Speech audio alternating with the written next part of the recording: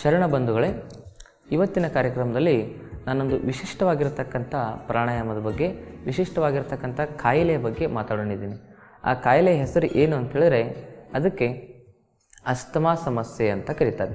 Asthma ಸಮಸ್ಯೆ ಅಂತೇಳಿದ್ರೆ ನಮ್ಮ ಶ್ವಾಸಕೋಶದಲ್ಲಿರ್ತಕ್ಕಂಥ ಶ್ವಾಸ ನಳಿಕೆಗಳೇನಾಗ್ತವೆ, ಬ್ಲಾಕ್ ಆಗ್ತಾ ಹೋಗ್ತವೆ. ಮತ್ತು ನಮ್ಮ ಶ್ವಾಸಕೋಶದಲ್ಲಿ ಉಸಿರು ತೆಗೆದುಕೊಳ್ತಕ್ಕಂಥ ಶಕ್ತಿ ಏನಾಗುತ್ತೆ ಅಂತ ಹೇಳಿದ್ರೆ ಕುಗ್ತಾ ಹೋಗುತ್ತೆ.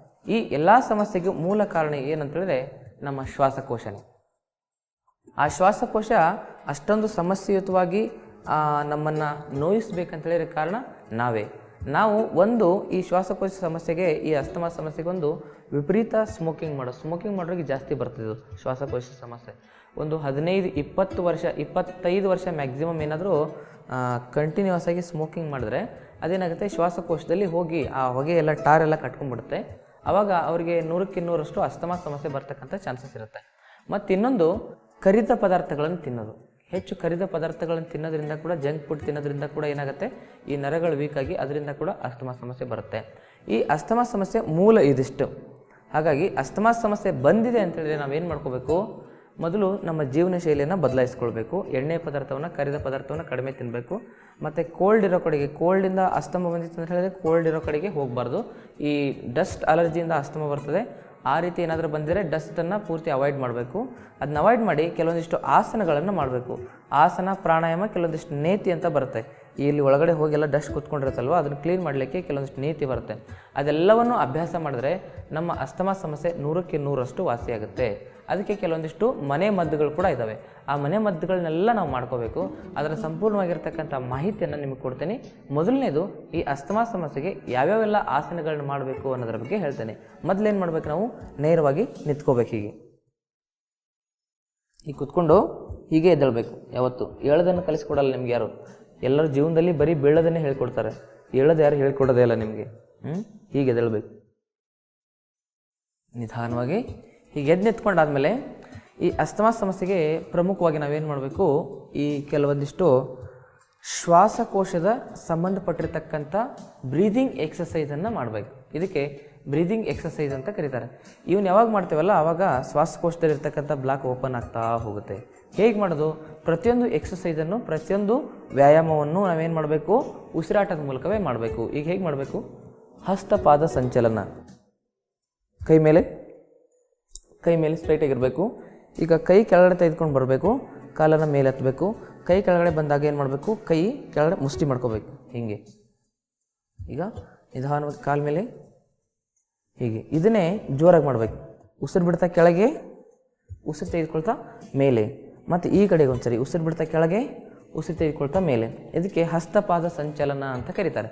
ಇದನ್ನು ಹೆಂಗೆ ಮಾಡಬೇಕು, ಉಸಿರಾಟದ ಮೂಲಕ ಮಾಡಬೇಕು. ಅದು ಹೆಂಗೆ, ಜೋರಾಗಿ ಉಸಿರಾಡಬೇಕು. ತುಂಬ ಜೋರಾಗಿ ಉಸಿರಾಟ ಮಾಡೋದ್ರ ಮೂಲಕ ಇದನ್ನು ಮಾಡಿದ್ರೆ ಏನಾಗುತ್ತೆ, ಅಲ್ಲಿರ್ತಕ್ಕಂಥ ಬ್ಲಾಕೇಜ್ಗಳು ಓಪನ್ ಆಗ್ತಾ ಬರುತ್ತೆ. ಹಾಗಿದ್ರೆ ಇದನ್ನು ಉಸಿರಾಟದ ಮೂಲಕ ಹೇಗೆ ಮಾಡೋದು ಅನ್ನೋದನ್ನು ನೋಡೋಣ. ಕೈ ಮೇಲೆ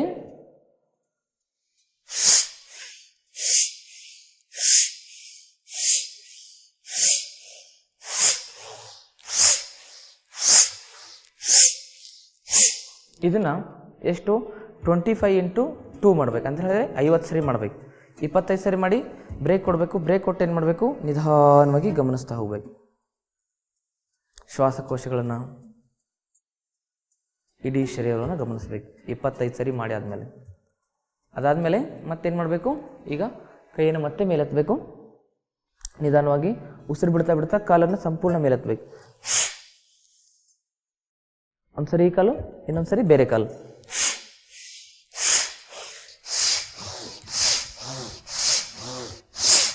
ಕಾಲು ನಿಮ್ಗೆ ಎಷ್ಟು ಸಾಧ್ಯವೋ ಅಷ್ಟು ಎತ್ತಬೇಕು. ಅದಾದಮೇಲೆ ನಿಧಾನವಾಗಿ ನಿಮ್ಮ ಕಾಲನ್ನು ಲೂಸ್ ಮಾಡ್ಕೋಬೇಕು, ಕೈಗಳನ್ನು ಲೂಸ್ ಮಾಡ್ಕೋಬೇಕು. ನಿಧಾನ ನಿಮ್ಮ ಉಸಿರಾಟವನ್ನು ಗಮನಿಸಬೇಕು. ವೇಗವಾಗಿ ಉಸಿರಾಡಬೇಕಂದ್ರೆ ಏನಾಗುತ್ತೆ, ನಿಮ್ಮ ಶ್ವಾಸಕೋಶದಲ್ಲಿರ್ತಕ್ಕಂಥ ಎಲ್ಲ ಆ ಅಡೆತಡೆಗಳು ಏನಾಗ್ತವೆ, ಓಪನ್ ಆಗ್ತಾ ಹೋಗ್ತವೆ. ಶ್ವಾಸಕೋಶಗಳನ್ನು ಗಮನಿಸ್ತಾ ಹೋಗಬೇಕು. ಯಾರಿಗೆ ಕಾಲು ಪೂರ್ತಿ ಮೇಲೆ ಎತ್ತಲಿಕ್ಕಾಗಲ್ಲ ಅವ್ರು ಇಷ್ಟೇ ಎತ್ತಿದ್ರೆ ಸಾಕು. ಪೂರ್ತಿ ಕೆಲವು ಜನರಿಗೆ ಮೇಲೆ ಎತ್ತಲಿಕ್ಕಾಗಲ್ಲ. ಹಾಗೆ ವಯಸ್ಸಾಗಿರ್ತದಲ್ಲ ಅವ್ರು ಬರೀ ಈ ಥರ ಮಾಡಿದ್ರೆ ಸಾಕಾಗುತ್ತೆ. ಇದಾದಮೇಲೆ ಏನು ಮಾಡಬೇಕು, ಉಸಿರು ತಗೋಬೇಕು, ಉಸಿರು ಬಿಡಬೇಕು, ಉಸಿರು ತಗೋಬೇಕು, ಉಸಿರು ಬಿಡಬೇಕು, ಉಸಿರು ತಗೋಬೇಕು, ಉಸಿರು ಬಿಡಬೇಕು.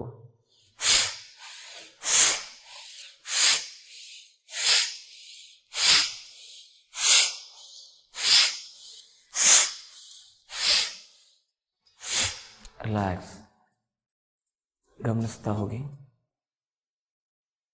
ಉಸಿರಾಟವನ್ನು ಗಮನಿಸ್ತಾ ಹೋಗಿ. ಇದನ್ನೇನು ಮಾಡ್ಬೇಕಂತೇಳಿದ್ರೆ 50 ಸರಿ ಮಾಡಬೇಕು.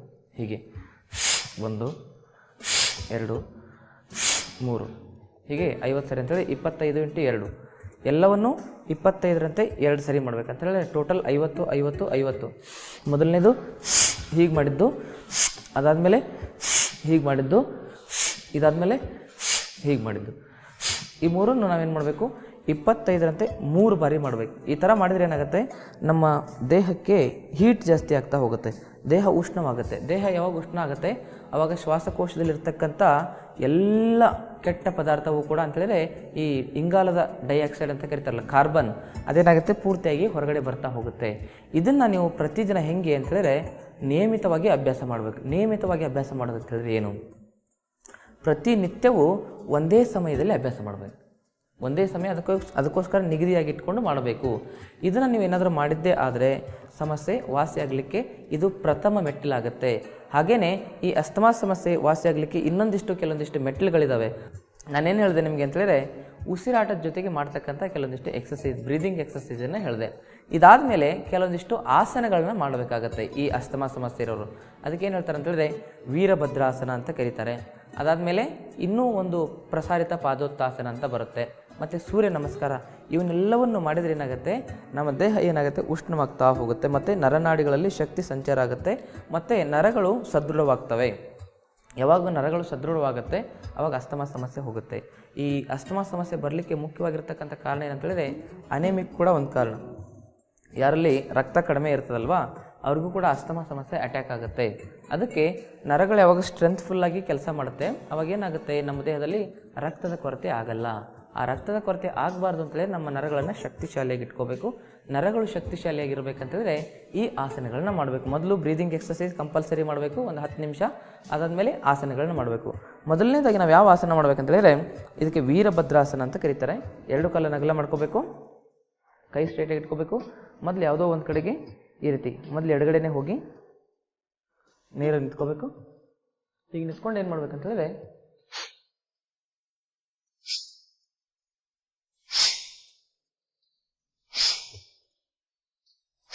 ವಾಪಸ್ ದೀರ್ಘ ಉಸಿರಾಡಿ. ಆ ಕಡೆಗೆ ಎಷ್ಟು ಸರಿ ಉಸಿರು ಬಿಡ್ಬೇಕಂತೇಳಿದ್ರೆ ಒಂದು 20 ಸರಿ ಉಸಿರು ಬಿಡಬೇಕು. ಇದಾದಮೇಲೆ ಮತ್ತೊಂದು ಕಡೆಗೆ ಹೀಗೆ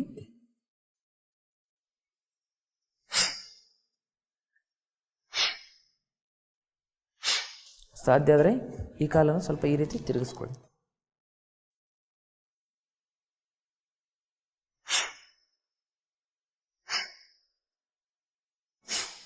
ವಾಪಸ್ ನೇರ ನಿಂತ್ಕೋಬೇಕು, ಉಸಿರಾಟವನ್ನು ಗಮನಿಸಬೇಕು. ಹೀಗೆ 2 ಕಡೆನೂ ಮಾಡಬೇಕು ನೀವು. ಈ ಕಡೆಗೆ ನೋಡಿ ಇಷ್ಟು ಸಾಧ್ಯ ಆದರೆ ಈ ಕಾಲನ್ನ ಹೀಗೆ ತಿರುಗಿಸ್ಕೋಬೋದು. 2 ಕಾಲುಗಳಲ್ಲಿ ಸ್ಥಿರತೆಯನ್ನು ಕಾಯ್ದುಕೊಳ್ಬೇಕು. ವಾಪಸ್ ಆಮೇಲೆ ಈ ಕಡೆಗೆ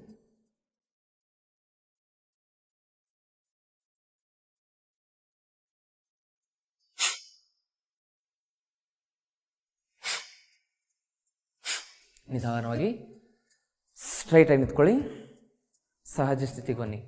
ಇದಾದಮೇಲೆ ವೀರಭದ್ರಾಸನ 2. ವೀರಭದ್ರಾಸನ 2 ಅಂತಂದರೆ 2 ಕಾಲನ್ನು ಮತ್ತೆ ಇದೇ ರೀತಿ ಸ್ಥಿತಿಗೆ ತೆಗೆದುಕೊಂಡ್ಬರ್ಬೇಕು. ನಿಮ್ಮ 2 ಕೈಯನ್ನು ಸ್ಟ್ರೈಟ್ ಮಾಡ್ಕೋಬೇಕು, ಮುಂದೆ ನೇರ ನೋಡಬೇಕು.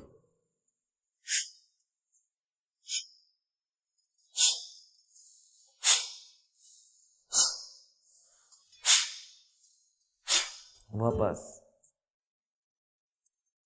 ನೇರ ನಿಂತ್ಕೊಳ್ಳಿ. ನೀವೇನು ಕೈಯನ್ನು ಹಿಂಗೆ ಅಗಲ ಮಾಡ್ತಿರಲ್ಲ ಅವಾಗ ಏನಾಗುತ್ತೆ, ಶ್ವಾಸಕೋಶದಲ್ಲಿ ಗಾಳಿ ಜಾಸ್ತಿ ಹೋಗುತ್ತೆ. ಯಾವಾಗ ಶ್ವಾಸಕೋಶದಲ್ಲಿ ಗಾಳಿ ಜಾಸ್ತಿ ಹೋಗುತ್ತೆ ಆವಾಗ 100% ನಿಮಗೆ ಅಸ್ತಮಾ ಸಮಸ್ಯೆ ಕಡಿಮೆ ಆಗುತ್ತೆ. ನಾವೇನು ಮಾಡಬೇಕು, ಶ್ವಾಸಕೋಶದಲ್ಲಿ ಗಾಳಿಯನ್ನು ಕಳಿಸ್ಬೇಕು, ಹೊಗೆಯನ್ನಲ್ಲ. ಹೊಗೆ ಕಳಿಸಿನೇ ಅಸ್ತಮಾ ಸಮಸ್ಯೆ ಬಂದಿರುತ್ತೆ.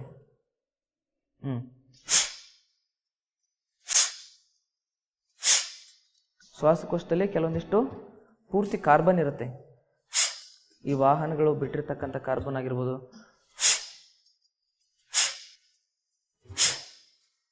ಇನ್ನು ಕೆಲವೊಂದಿಷ್ಟು ವಿಶಿಷ್ಟ ಪ್ರಾಣಿಗಳಿರ್ತವೆ, ಅವು ಕೂಡ ಹೊಗೆ ಕುಡಿದು ಹೊಗೆ ಬಿಡ್ತವೆ. ಜನ ನೋಡಲ್ಲ, ಜಾತ್ರೆ ನೋಡಲ್ಲ, ಹಾಗೆ ಬಿಡ್ತಾನೆ ಇರ್ತವೆ. ಹಾಳಾಗಂಗಿದ್ರೆ ಒಬ್ಬರು ಹಾಳಾಗಬೇಕು. ಎಲ್ಲರ ಜನ ಇರೋ ಕಡೆಗೆ ಅವ್ರೇನು ಮಾಡ್ತಿರ್ತಾರೆ, ಸೈದ್ಬಿಟ್ಟು ಬಿಡ್ತಾನೆ ಇರ್ತಾರೆ ಪಬ್ಲಿಕ್ ಪ್ಲೇಸ್ಗಳೆಲ್ಲ ಅಂತ. ವಿಕೃತ ಪ್ರಾಣಿಗಳು ಜಾಸ್ತಿ ಆಗಿರ್ತವೆ. ಅದಕ್ಕೆ ಅವರಿಂದ ಸ್ವಲ್ಪ ಎಚ್ಚರವಾಗಿರ್ಬೇಕು. ಕೋತಿ ತಾನು ಕೆಡದಲ್ದು ವನನೆಲ್ಲ ಕೆಡಿಸ್ತಂತ ಅಂತ ಹೇಳ್ತಾರಲ್ವಾ, ಹಂಗಾಗತ್ತೆ ಪರಿಸ್ಥಿತಿ.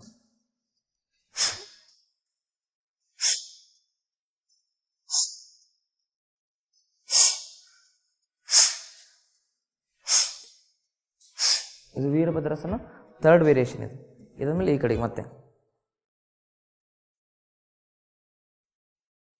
ಮೇಲೆ ನೋಡಬೇಕು. ಸ್ವಲ್ಪ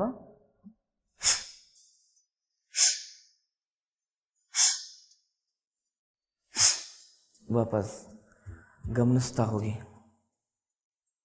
ಇಡೀ ಶರೀರವನ್ನು ಗಮನಿಸ್ತಾ ಹೋಗ್ಬೇಕು. ಗಮನಿಸಿ. ಈಗ ನಿಮ್ಮ ಶ್ವಾಸಕೋಶದಲ್ಲಿ ಇರ್ತಕ್ಕಂಥ ಎಲ್ಲ ಕೆಟ್ಟ ವಾಯು ಏನಾಗಿರುತ್ತೆ, ಹೊರಗಡೆ ಬಂದಿರುತ್ತೆ. ಎಲ್ಲಿ ಕೆಟ್ಟ ವಾಯು ಇರುತ್ತೆ ಅಲ್ಲಿ ಸ್ವಲ್ಪ ದೂರ ಇರಬೇಕು. ಈ ಸ್ಮೋಕ್ ಮಾಡ್ತಿರ್ತಾರಲ್ವ, ಅವ್ರಿಗಿಂತ ಡೇಂಜರಸ್ ಅಂದರೆ ಆ ಸ್ಮೋಕ್ ಮಾಡೋರ ಜೊತೆಗಿರ್ತಾರಲ್ವ, ಅವ್ರಿಗೆ ತುಂಬ ಡೇಂಜರಸ್. ಯಾಕಂತೇಳಿದ್ರೆ ಅವ್ರ ಬಾಯಿಂದ ಆ ಒಂದು ಬ್ಯಾಕ್ಟೀರಿಯಾಗಳೇನಾಗಿರ್ತವೆ, ಅವು ಮೂಗಿಂದ ಬಾಯಿಂದ ಹೊರಗಡೆ ಬರ್ತಾನೆ ಇರ್ತವೆ. ಅವುಗಳೇನಾಗಿರ್ತವೆ ಪಕ್ಕದಲ್ಲಿ ಮಲಗಿದವ್ರಿಗೆ ತೊಂದರೆ ಕೊಡ್ತದೆ. ಅದಕ್ಕೆ ಏನಾದರೂ ಗಂಡ ಏನಾದರೂ ಸ್ಮೋಕ್ ಮಾಡ್ತಾಯಿದ್ದೆ ಅಂತೇಳಿದ್ರೆ ಮೊದಲು ಸಾಯೋದು ಹೆಣ್ತೀನಿ, ಗಂಡ ಅಲ್ಲ. ಯಾಕಂತೇಳಿದ್ರೆ ಅವನ ಬಾಯಿಂದ ಬರ್ತಕ್ಕಂಥ, ಅವನ ಮೂಗಿಂದ ಬರ್ತಕ್ಕಂಥ ಕೆಟ್ಟ ಬ್ಯಾಕ್ಟೀರಿಯಾಗಳೇನಾಗುತ್ತೆ ಅವ್ರನ್ನ ಸೇರಿಕೊಳ್ಳುತ್ತೆ. ಎಲ್ಲಾದರೂ ಪಬ್ಲಿಕ್ ಪ್ಲೇಸಲ್ಲಿ ಮಾಡ್ತಾಯಿದ್ರೆ ಅವರಿಗೆ ಸ್ವಲ್ಪ ಕೈ ಮುಗಿಬೇಕು. ಪುಣ್ಯಾತ್ಮರ ಇಲ್ಲಿ ಮಾಡ್ಲಿಕ್ಕೆ ಹೋಗಬೇಡಿ ಅಂತ ಕೈ ಮುಗಿದು ರಿಕ್ವೆಸ್ಟ್ ಮಾಡ್ಕೋಬೇಕು. ಅಂದರೆ ಏನಾಗುತ್ತೆ, ಅದರಿಂದ ನೀವು ದೂರ ಇರ್ತೀರ. ಈಗ ನೇರವಾಗಿ ನಿಂತ್ಕೋಬೇಕು, ಕೈಯನ್ನು ಅಗಲ ಮಾಡ್ಕೋಬೇಕು, 2 ಕೈನ ಮೇಲೆತ್ತಿ. ಇದೆಲ್ಲ ಪೂರ್ತಿ ಶ್ವಾಸಕೋಶ ಏನಾಗಬೇಕು, ಸ್ಟ್ರೆಚ್ ಆಗಬೇಕು. ಉಸಿರು ತೆಗೆದುಕೊಳ್ತಾ ನಿಧಾನವಾಗಿ ಮೇಲೆ. ಇದಕ್ಕೆ ಊರ್ಧ್ವ ಹಸ್ತಾಸನ ಅಂತ ಕರೀತಾರೆ. ಪೂರ್ತಿ ಮೇಲೆ ಎತ್ತಬೇಕು. ಶ್ವಾಸಕೋಶ ಏನಾಗಬೇಕು, ಹಿಗ್ಬೇಕು. ಹೀಗೆ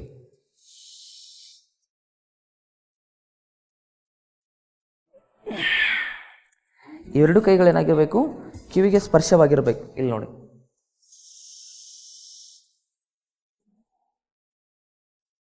ಇಲ್ಲಿಂದ ಹಿಡಿದು ಇಲ್ಲಿವರೆಗೂ ಸ್ಟ್ರೆಚ್ ಆಗಬೇಕು. ಅಂದರೆ ಏನಾಗುತ್ತೆ, ನಿಮ್ಮ ಶ್ವಾಸಕೋಶ ಓಪನ್ ಆಗ್ತಾ ಬರುತ್ತೆ.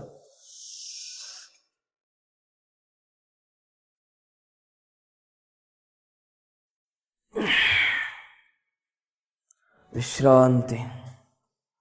ಮತ್ತೊಮ್ಮೆ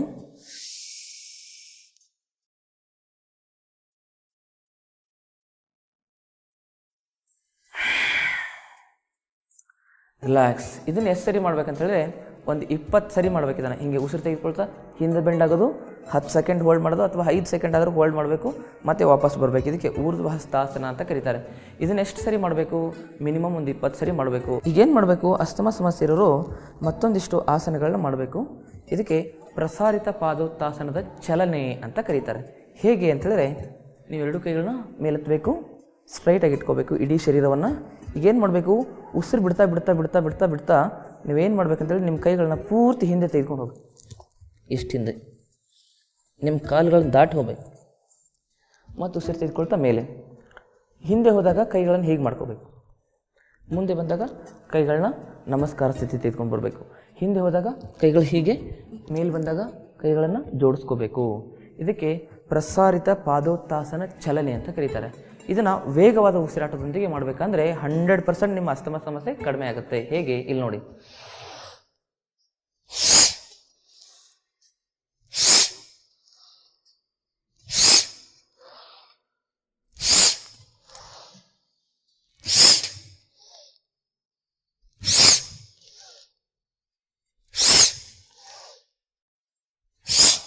ಹೋಲ್ಡ್ ಆನ್. ದೀರ್ಘವಾಗಿ ಉಸಿರಾಡಿ.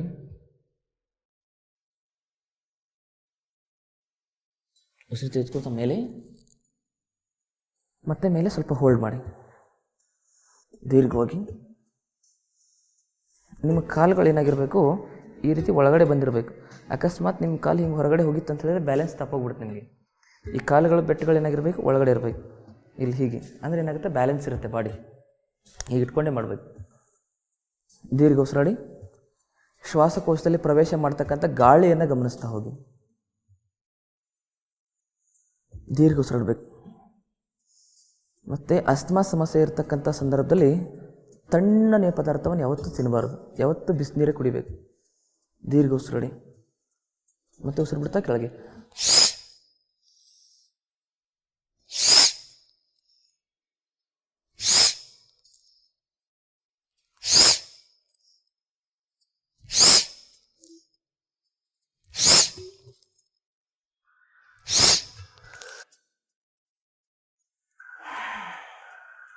ರಿಲ್ಯಾಕ್ಸ್. ದೀರ್ಘ ಉಸಿರಾಡಿ.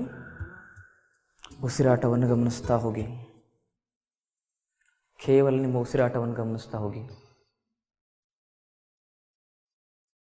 ನಿಮ್ಮ ಶ್ವಾಸಕೋಶಗಳನ್ನು ಗಮನಿಸ್ತಾ ಹೋಗಿ. ಇದಕ್ಕೆ ಪ್ರಸಾರಿತ ಪಾದೋತ್ತಾಸನದ ಚಲನೆ ಅಂತ ಕರೀತಾನೆ. ಯಾವಾಗ ನೀವು ವೇಗವಾಗಿ ಕೆಳಗಡೆ ಬಾಗ್ತಾ ಬಾಗ್ತಾ ಬಾಗ್ತಾ ಬಾಗ್ತಾ ಉಸಿರು ಬಿಡ್ತಿರಲ್ಲ, ಅವಾಗೇನಾಗುತ್ತೆ, ನಿಮ್ಮ ಬ್ರಾಂಚಸ್ಗಳಲ್ಲಿ ಸ್ಟೋರ್ ಆಗಿರ್ತಕ್ಕಂಥ ಆ ಬ್ಲಾಕ್ ಏನಾಗುತ್ತೆ, ಓಪನ್ ಆಗ್ತಾ ಬರುತ್ತೆ. ನಮ್ಮ ಶ್ವಾಸಕೋಶದಲ್ಲಿ 60,000 ಬ್ರಾಂಚಸ್ ಇರ್ತವೆ ಮತ್ತು 7 crores ಅಲ್ಯೂಲಾಸ್ ಇರ್ತವೆ. ಅವೆಲ್ಲ ಸ್ವಚ್ಛವಾಗಬೇಕು. ಅವೆಲ್ಲ ಸ್ವಚ್ಛವಾಗಬೇಕಂತ ಹೇಳಿದ್ರೆ ಏನು ಮಾಡಬೇಕು, ಇವೆಲ್ಲ ಆಸನಗಳನ್ನ ಮಾಡಬೇಕು. ಇವಕ್ಕೆಲ್ಲ ಬ್ರೀದಿಂಗ್ ಆಸನ ಅಂತ ಕರೀತಾರೆ. ಶ್ವಾಸದ ಮೂಲಕ ಆಸನಗಳನ್ನು ಮಾಡೋದು, ವೇಗವಾಗಿ ಶ್ವಾಸದ ಆಸನ. ಅದಕ್ಕೆ ಇವುಗಳನ್ನು ಹೆಚ್ಚು ಹೆಚ್ಚು ಅಭ್ಯಾಸ ಮಾಡಬೇಕು. ಈ ಅಸ್ತಮಾ ಸಮಸ್ಯೆ ಇರೋರಿಗೆ ಪ್ಲಸ್ ಬಿ ಪಿನೂ ಇತ್ತಪ್ಪ ಅಂತೇಳಿದ್ರೆ, ಅಸ್ತಮಾ ಮತ್ತು ಬಿ ಪಿ ಇತ್ತಂತೇಳಿದ್ರೆ ಅವ್ರೇನು ಮಾಡಬೇಕು, ಸ್ವಲ್ಪ ಚಲನೆಯನ್ನು ನಿಧಾನವಾಗಿ ಮಾಡಬೇಕು. ಬರೀ ಅಸ್ತಮಾ ಒಂದೇ ಇತ್ತು ಅಂತೇಳಿದ್ರೆ ಎಷ್ಟು ಜೋರಾಗಿ ಮಾಡ್ತೀರಾ ಅಷ್ಟು ಬೇಗ ನಿಮ್ಮ ಸಮಸ್ಯೆ ವಾಸಿಯಾಗುತ್ತೆ. ಈಗ ಏನು ಮಾಡಬೇಕು, ಎರಡು ಕಾಲನ್ನು ಸೇರಿಸ್ಕೋಬೇಕು. ಸೇರಿಸ್ಕೊಂಡು ಕೈಗಳನ್ನು ಮೇಲೆ ತೆಗೆದುಕೊಂಡ್ಬರ್ಬೇಕು. ಈಗ ಬಂದು ದ್ವಿಕೋನಾಸನ ಚಲನೆ. ದ್ವಿಕೋನಾಸನ ಚಲನೆ ಹೆಂಗೆ ಮಾಡೋದು ನೋಡಿ. ಉಸಿರು ತೆಗೆದುಕೊಳ್ತಾ ಮೇಲೆ, ಉಸಿರು ಬಿಡ್ತಾ ಕೆಳಗೆ. ಉಸಿರು ತೆಗೆದುಕೊಳ್ತಾ ಮೇಲೆ, ಉಸಿರು ಬಿಡ್ತಾ ಕೆಳಗೆ. ಉಸಿರು ತೆಗೆದುಕೊಳ್ತಾ ಮೇಲೆ, ಉಸಿರು ಬಿಡ್ತಾ ಕೆಳಗೆ.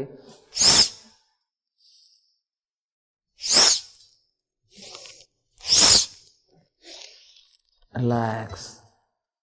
ಜೋರಾಗಿ ಬಿಡಬೇಕು, ಜೋರಾಗಿ ತೆಗೆದುಕೋಬೇಕು. ಯಾವಾಗ ನಾವು ಜೋರಾಗಿ ತೆಗೆದುಕೊಂಡು ಜೋರಾಗಿ ಬಿಡ್ತೇವೆ, ಯಾವಾಗ ಏನಾಗುತ್ತೆ, ನಮ್ಮ ಶ್ವಸನ ತಂತ್ರ ಏನಾಗುತ್ತೆ, ಸ್ವಸ್ಥವಾಗುತ್ತೆ. ಹಿಂದೆ ಈ ಬಟ್ಟೆ ಒಗೆಯೋರು ಹಿಂಗೆ ಮಾಡ್ತಿದ್ರು, ಉಸ್ ಉಸ್ ಉಸ್ ಅಂತ ಮಾಡಿಬಿಟ್ಟು ಬಟ್ಟೆ ಒಗಿತಾ ಇದ್ರು. ಅವ್ರಿಗೆ ಯಾರಿಗೂ ಅಸ್ತಮಾ ಬರ್ತಾ ಇರಲಿಲ್ಲ. ಈಗೇನಾಗಿದೆ, ಎಲ್ಲರ ಮನೆಯಲ್ಲೂ ವಾಷಿಂಗ್ ಮಷಿನ್ ಬಂದುಬಿಟ್ಟಿದೆ. ಆ ವಾಷಿಂಗ್ ಮಷಿನಲ್ಲಿ ವಾಶ್ ಮಾಡಿ ಮಾಡಿ ಉಸ್ಸು ಇಲ್ಲ ಪಸ್ಸು ಇಲ್ಲ. ಅವಾಗ ಏನಾಗ್ತದೆ, ಬರೀ ಅಸ್ತಮಾ ಬರ್ತಾ ಇದೆ. ಅದಕ್ಕೋಸ್ಕರ ನೀವು ಸ್ವಲ್ಪ ಶ್ರಮಜೀವಿಗಳಾಗಬೇಕು. ಹಿಂದೆ ಕಟ್ಟಿಗೆ ಕಡಿತಾಯಿದ್ರು. ಕಟ್ಟಿಗೆ ಹೆಂಗೆ ಕಡಿತಾಯಿದ್ರು,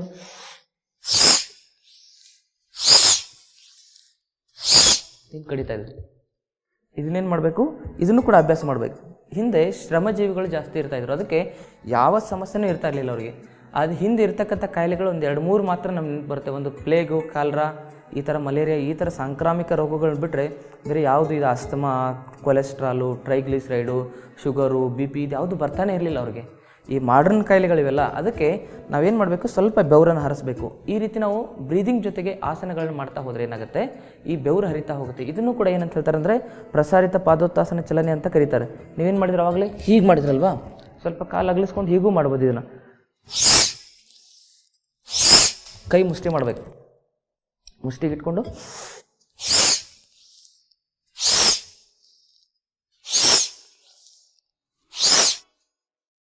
ಶ್ವಾಸಕೋಶ ಏನಾಗುತ್ತೆ, ಫುಲ್ ಕ್ಲೀನ್ ಆಗಿಬಿಡುತ್ತೆ.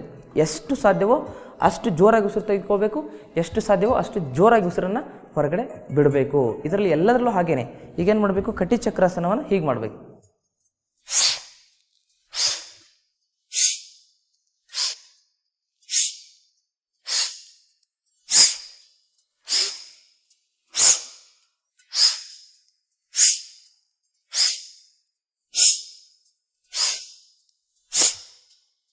ಈ ರೀತಿ ಇವಕ್ಕೆಲ್ಲ ಏನು ಹೇಳ್ತಾರೆ ಅಂತೇಳಿದ್ರೆ ಬ್ರೀದಿಂಗ್ ಆಸನಗಳು ಅಂತ ಕರೀತಾರೆ. ಶ್ವಾಸದ ಜೊತೆಗೆ ಆಸನಗಳನ್ನ ಮಾಡೋದು. ಇವನ್ನೆಲ್ಲವನ್ನು ನೀವು ಸತತವಾಗಿ ಅಭ್ಯಾಸ ಮಾಡಿದ್ರೆ ನಿಮ್ಮ ಉಸಿರಾಟದ ಸಮಸ್ಯೆ 100ಕ್ಕೆ 100ರಷ್ಟು ಕ್ಷಣಿಕ ಸಮಯದಲ್ಲಿ ಅಂತ ಹೇಳ್ತಾರೆ. ಅಂತೇಳಿದ್ರೆ ಕ್ಷಣಿಕ ಸಮಯ ಅಂತೇಳಿದ್ರೆ ಸ್ವಲ್ಪ ಸಮಯದಲ್ಲಿ ಅಂತ ಅರ್ಥ.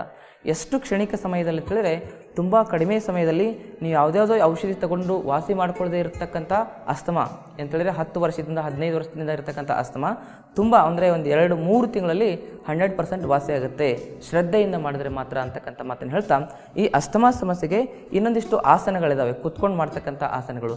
ಆ ಆಸನಗಳ ಬಗ್ಗೆ ಸಂಪೂರ್ಣವಾಗಿರ್ತಕ್ಕಂಥ ಮಾಹಿತಿಯನ್ನು ಕೊಡ್ತೀನಿ ನಾಳಿನ ಸಂಚಿಕೆಯಲ್ಲಿ ಅಂತ ಹೇಳ್ತಾ, ಅಲ್ಲಿವರೆಗೂ ಸರ್ವರಿಗೂ ಶರಣಾರ್ಥಿಗಳು.